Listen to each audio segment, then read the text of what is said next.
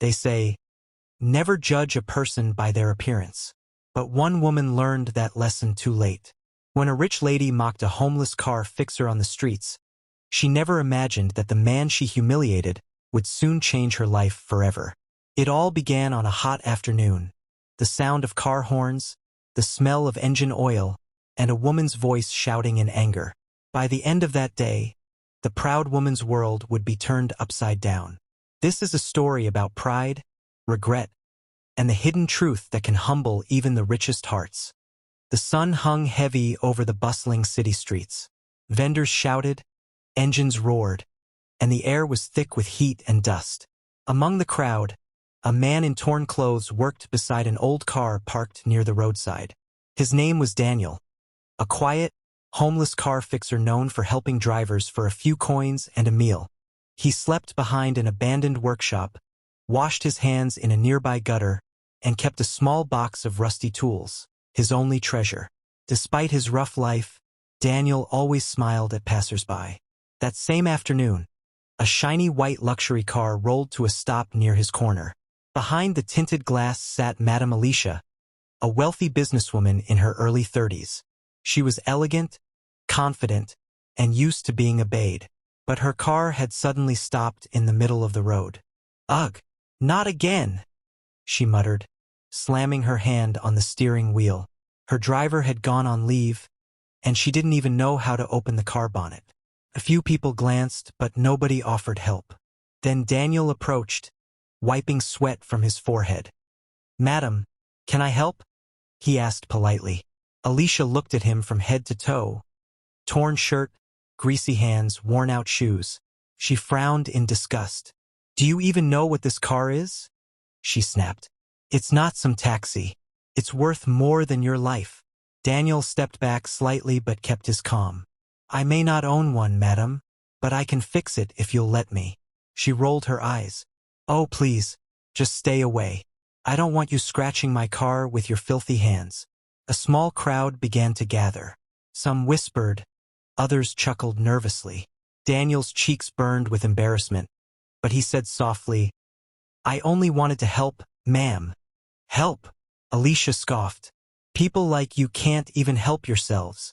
Her words hit him like a slap. He nodded quietly, picked up his tools, and walked back to his corner. The crowd slowly dispersed, and Alicia called for a tow truck. But as she waited in her car, she noticed something strange. Daniel helping an old woman push her broken cart across the road, smiling gently even after what had just happened. For a moment, Alicia felt a tiny sting of guilt, but her pride quickly smothered it. She looked away, adjusting her sunglasses. "Homeless people always pretend to be kind," she muttered. Yet, somewhere deep down, something about Daniel's calm eyes stayed in her mind long after she drove away. She didn't know it yet, but that homeless mechanic was about to become the center of her life. The next morning, Alicia's incident was already forgotten, at least by her. She sat in her office, surrounded by glass walls and polished furniture, giving orders to her staff as if nothing had happened. To her, the poor man by the roadside was just another face she would never see again. But life has its own way of bringing lessons back to those who ignore them. Later that week, Alicia had to attend a big meeting out of town. She decided to drive herself since her driver was still on leave. The road stretched far, lined with trees and little workshops. She wore her finest dress, her heels clicking confidently as she fueled up at a gas station. But just a few kilometers later, smoke began rising from under the hood of her luxury car. "Not again," she groaned, pulling over to the side of the road. She stepped out, frustrated, waving her phone in the air. No signal. Minutes turned to an hour. Cars passed, but no one stopped. The sun was blazing, and sweat dripped from her forehead. Her confidence began to fade. Then, from the corner of her eye, she saw a small roadside repair shed, the kind she usually ignored. Under its tin roof, a man worked on a car engine. She hesitated, but with no other choice, she walked toward it. "Excuse me," she called. "Can you take a look at my car? It broke down over there." The man straightened up slowly. His hands were covered in grease, his shirt torn, his face calm, kind, but familiar. It was Daniel. For a moment, Alicia froze. She remembered her own harsh words. People like you can't even help yourselves. Shame burned her cheeks.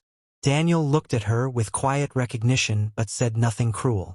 Instead, he simply asked, "Do you need help, madam?" Alicia's pride faltered. "Yes," she said softly. "Please." Without another word, Daniel grabbed his toolbox and followed her back to the car. He inspected it, found the issue, and within minutes the engine roared back to life. Alicia was stunned. "How much do I owe you?" she asked, opening her purse. Daniel wiped his hands on a rag. "Nothing, madam. It was a small issue." She frowned. "No, I must pay you. I insist." He smiled faintly. "You don't owe me anything. Sometimes helping is enough." Alicia stood there speechless. The same man she had insulted, the one she called worthless, had now helped her without asking for a thing. "Why would you help me?" she finally asked. Daniel met her eyes. "Because someone once helped me when I didn't deserve it. Maybe I'm just returning the favor." Those words hit her harder than any insult. For the first time in years, Alicia didn't know what to say. She watched him walk back to his shed, his old clothes blowing gently in the wind.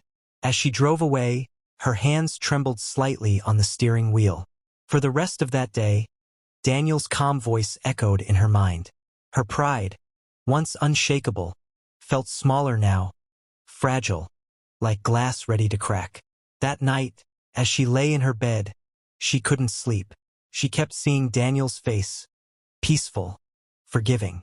And though she didn't know why, tears began to form in her eyes. She whispered into the dark, "Why does he feel different?" Alicia didn't realize it yet, but her life was about to take a turn she never saw coming. Days turned into weeks, yet Alicia couldn't get Daniel out of her mind. Every time she passed a homeless person or saw a roadside workshop, she thought of his calm eyes and forgiving smile. She didn't understand why it bothered her so much. She had met hundreds of people, employees, clients, business partners, but this one man, dressed in torn clothes, had somehow left a mark she couldn't shake off. One afternoon, while she sat in her office reviewing documents, her secretary rushed in. "Madam Alicia, there's a man outside asking to see you. He says it's urgent." Alicia sighed. "Who is he?" "He didn't say, madam. He looks poor." She hesitated for a moment, then nodded. "Let him in." The door opened, and there stood Daniel, cleaner this time, though still wearing simple clothes. Alicia's eyes widened slightly. "Daniel?" she whispered. "Good afternoon, madam," he said politely. "I'm sorry to disturb you, but I needed your permission to work behind your company building. My small garage space was cleared for construction, and I need a temporary corner to fix cars." Alicia blinked, caught off guard by his humility. "You want to work here? Behind my office?" "Yes, madam. I'll stay out of the way. I just need a small space for a few days." Something inside her softened. A few weeks ago, she would have refused without hesitation. But now, after everything, she couldn't. "Fine," she said quietly. "Just make sure it doesn't disturb the employees." Daniel smiled gratefully. "Thank you, madam. You don't know what this means to me." Over the next few days, Alicia often saw him working behind the building through her window, fixing cars, talking politely to drivers, and never once asking for extra money. Sometimes, he even gave free repairs to struggling taxi drivers. Her staff found it strange. "Madam, why allow that man here? He's poor. He doesn't belong near our offices." But Alicia silenced them with one line. "Because I once judged him wrong."